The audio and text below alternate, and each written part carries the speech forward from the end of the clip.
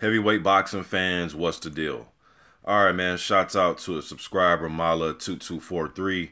Send me this article, man. Joseph Parker, his team, his matchmaker Stuart Duncan was talking about just some of the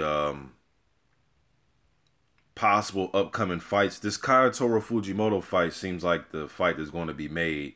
I guess we'll have to sit back and see what's going to happen exactly, but seem like that one's going to get made, man. But let me just read a little bit from this article, man, and give you my opinion. I read the whole article, but the most interesting part was just Duncan talking about, he's the matchmaker, and he's talked for Duco events, and he's talking about the possibilities of, what's going to happen. Now, Parker, he has 12 months in front of him before he needs to fight his next mandatory challenger. And Duncan is considering... he's considering not fighting Joshua or Wilder within this next year. They're talking about squeezing in 2 or 3 fights against top 15 ranked opponents who might not be risky.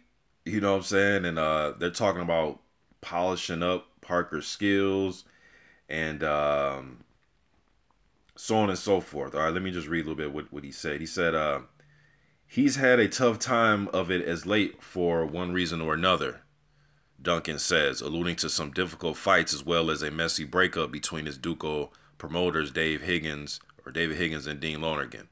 Wouldn't you be foolish not to use that non-mandatory period to polish his skills up before a fight against Anthony Joshua? All right, that's what he said. And then he also goes on to say, then they ask him if Parker and Joshua were to fight tomorrow, does he think that Parker can beat him? And he says, it's a hypothetical question, and I don't really want to answer that, Duncan says. I believe Joseph Parker has the style that could expose some weaknesses of Joshua, but I don't believe we have to fight Anthony Joshua now. All right. I'm trying to see anything else that's in here. So they're talking about 2 or 3 fights before they want to fight Wilder and Joshua. I'll leave this article in the description box for you guys. You can check it out and come to your own surmise about it. But now my opinion about all this is, now as a fan, man, this one I get confused. All right. Now in this article, he also says, look at George Foreman and Mike Tyson and Ali and Lennox Lewis. I believe he used Lennox as an example, but I know he used Tyson and Ali and Foreman. He says, look at them, look at their first 20 fights. Who did they fight? And then look at Parker's first 20 fights. See, the one thing about the Tyson thing, and people always forget, and I hear people always bring this up, it's like people forget, yeah, his first 20 fights may not stack up to some other guy's first 20. The dude was 19 years old, man. Like, people keep forgetting this dude was a fucking teenager. He won the title at 20. Joseph Parker's 25 years old, man. So, yeah, Mike Tyson's first 20 against, nobody type opponents, but he was 19. He was a freshman in college or something, man. Like, he was a very young guy, man. Ali was pretty young, too. You know what I mean? So, but one thing I'll say is this, was once those guys got the titles, they didn't go backwards, though. You can use the 20-fight argument all you want, but they didn't go backwards after the title. They were non-title holders. Tyson didn't have a title his 20th fight. You know what I mean? He was still a contender coming up. So you're trying to use it. I know what they're trying to say by the example, but the thing is, why have Parker go backwards, though? You know what I mean? He beat a guy like Andrew Ruiz Jr., undefeated, hungry contender. He beat Hughie Fury. He beat a tough, formidable Carlos Takam. So why should we go backwards? I don't get why wanting to go backwards. Okay, you don't have to fight Joshua Wilder next, but you don't need to go just completely backwards. You know what I mean? But it's his career, man. They can do what they want. And this whole 20-fight thing, I mean, look what Lomachenko's doing. Look what Alexander Usyk is doing. Look what Evander Holyfield did back in the day when he won his first title, when he didn't have that many fights. You know what I mean? He had way less than 20 fights. What did he have, 12 fights? I can't remember off the top of my head, but 11, 12 fights. So that whole 20-fight thing, I get it. Okay, cool, but you got to consider guys' ages and there's some guys that have less than 20 fights and, you know, fight high level competition. Usyk won a title. He's jumping right into a damn cruiserweight tournament. You know what I'm saying?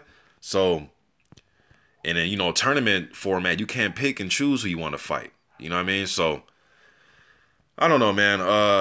But it just, now this just lets me know that Parker's team, they don't think he's ready yet. As fans, we can sit here and argue all day, man, but his team, by their actions and what they're saying, this is what they're saying, is not me. They don't think he's ready yet for that.